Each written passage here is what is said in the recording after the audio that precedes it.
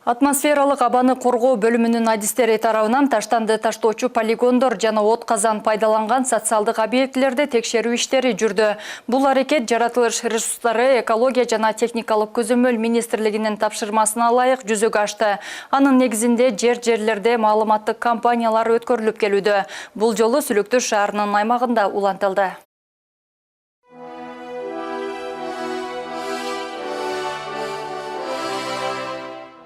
Кыргызстанда 406 таштанды жай бар, бирок 107сине гана уруксат берилген. Серипчилердин маалыматы боюнча таштанды таштоочу жайлардагы жалпы масса 16,5 миллион тоннаны түзөт. Бул 1633 Эйфель мунарасы же планетадагы эң ири жаныбар болгон көк киттин 137синин салмагына барабар. Министрлер кабинети тарабынан коюлган тапшырмага ылайык жерлерде абанын булгануусунун алдын алуу иштери жүрүүдө. Белгилей кетсек, Баткен облусу боюнча ишмердүүлүгү абага булгоочу заттарды чыгарууга байланышкан 762 чарба субъектилери катталган. Ал эми таштанды жайларынын жалпы саны 55.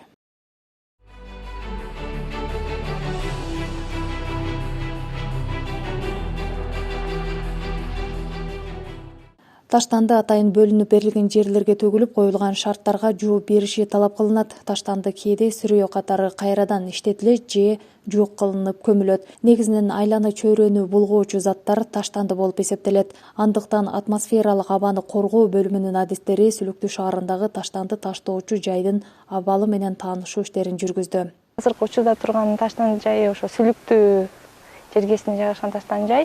Бул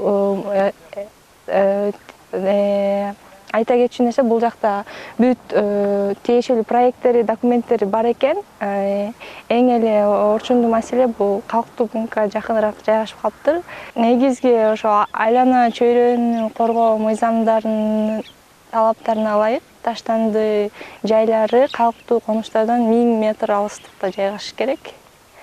Андан тышкары санитардык нормалар, талаптарга жооп бериш керек. Таштанды жайынын айланасы курчалып туруш керек. Кароочу коюлуп, жөн эле элдер же болбосо чочун кишилер кирүүгө мүмкүнчүлүгү болуш керек да, контролдо болуш керек.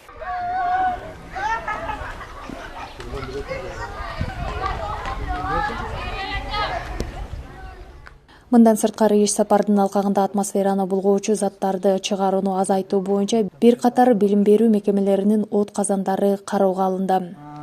Сезон токтогондон кийин суткасына канча жагып аттыңыздар жылытуу мезгилинде? погодага карап. Тоннаям кетип калат. Машина кетип калат. Немелер барбы? Фильтрлерди койдургансыздарбы? Фильтрлер анын ичинде. Бар, фильтрлериңиздин документтери барбы? Сертификаттары? Сүлүктү шаарынын мына от казанында турабыз. Ошол жерде эле жылытуу мезгилинде 90 тонна көмүр жагылат экен да. Тилекке каршы бул жерде атайын ошо орнотмолор жок экен. Анын натыйжасында ушу тегерек четте жүргөн үйлөр, балдар жабыркап калышы ыктымал да.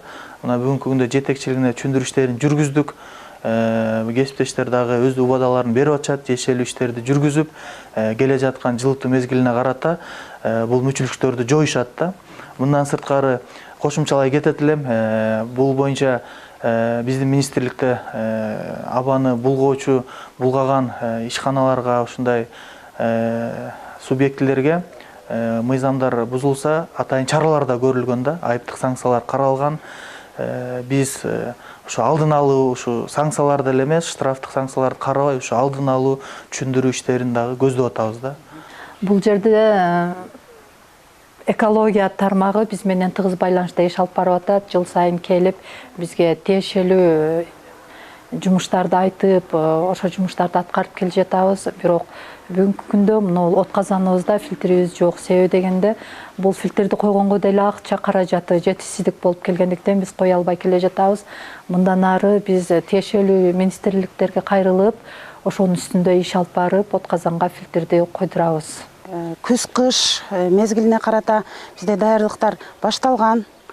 Ушул 2024-2025 окуу жылына карата азыр иштер башталып, качыгарыбызга фильтрди коебуз деп бул шаардык билим берүү бөлүмүнө кайрылганбыз. Кайрылганда ушул шаардык билим берүү бөлүмү биздин мэрияга кайрылып, ушундай буга чейин биз экология министри менен тыгыз байланышып иштеп келе жатабыз. Түшүндүрүү иштери, текшерүү иштери жүргүзүлүп келген буга чейин. Биз бакчабызга ушул фильтрди коеюк деп чечтик. Себеби дегенде бул шаардык билим берүү бөлүмүнөн деле айтылган да, бул нерселер түшүндүрүү иштери жүргөн. Анан балдар, тем более бизде кичине балдар тарбияланат да. Ошон үчүн буюрса ушул жылы күзгө чейин фильтр алып орноттурабыз деген үмүттөбүз.